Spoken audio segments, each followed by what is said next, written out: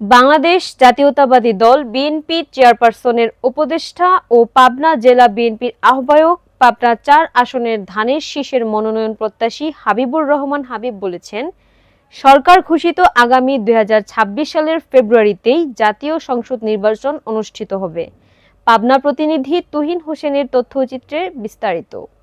বাংলাদেশ জাতীয়তাবাদী দল বিএনপি চেয়ারপারসনের উপদেষ্টা ও পাবনা জেলা বিএনপির আহ্বায়ক পাবনা ৪ আসনের ধানের শীষের মনোনয়ন প্রত্যাশী হাবিবুর রহমান হাবিব বলেছেন, সরকার ঘোষিত আগামী ২০২৬ সালের ফেব্রুয়ারিতেই জাতীয় সংসদ নির্বাচন অনুষ্ঠিত হবে।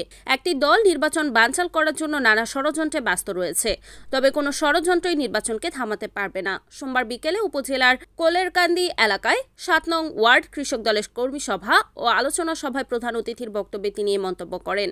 সভায় প্রধান আলোচক হিসেবে বক্তব্য রাখেন রাজশাহী বিশ্ববিদ্যালয়ের সাবেক ছাত্রনেতা, ঈশ্বরদী উপজেলা যুবদলের সাবেক সাধারণ সম্পাদক, দাসুরিয়া ইউনিয়নের সাবেক চেয়ারম্যান শরীফুল ইসলাম তুহিন।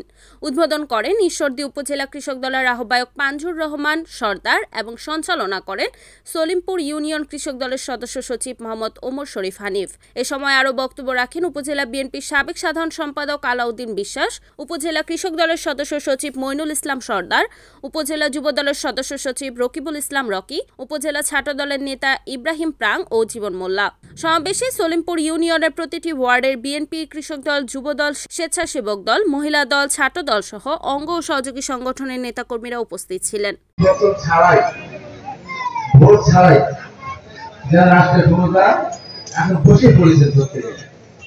আপনারা দেখতে পাচ্ছেন বিভিন্ন জায়গায় তাদের লোকজন ভালো ভালো পদে বসে পড়েছে।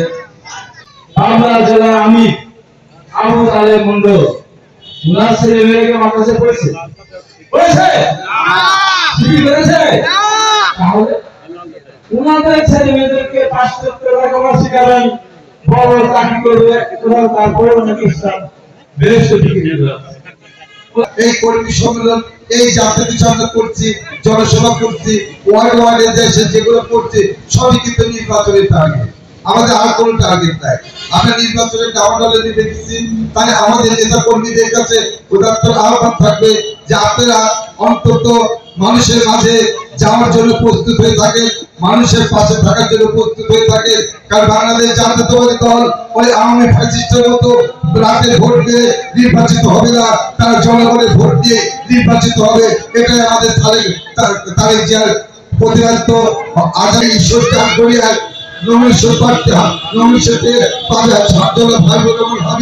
তার জন্য উন্নয়নের চাবিকাঠির জন্য তাকে ভোট দিবে এই আশা ব্যক্ত করে আমি আমার সংক্ষিপ্ত বক্তব্য শেষ করছি। বাংলাদেশ জাতীয়তাবাদী দল জিন্দাবাদ, খালেদা জিয়া জিন্দাবাদ, শহীদ জিয়া অমর হোক, তারেক জিয়া জিন্দাবাদ। Report Tuhin Hossain, NN TV, Pabna.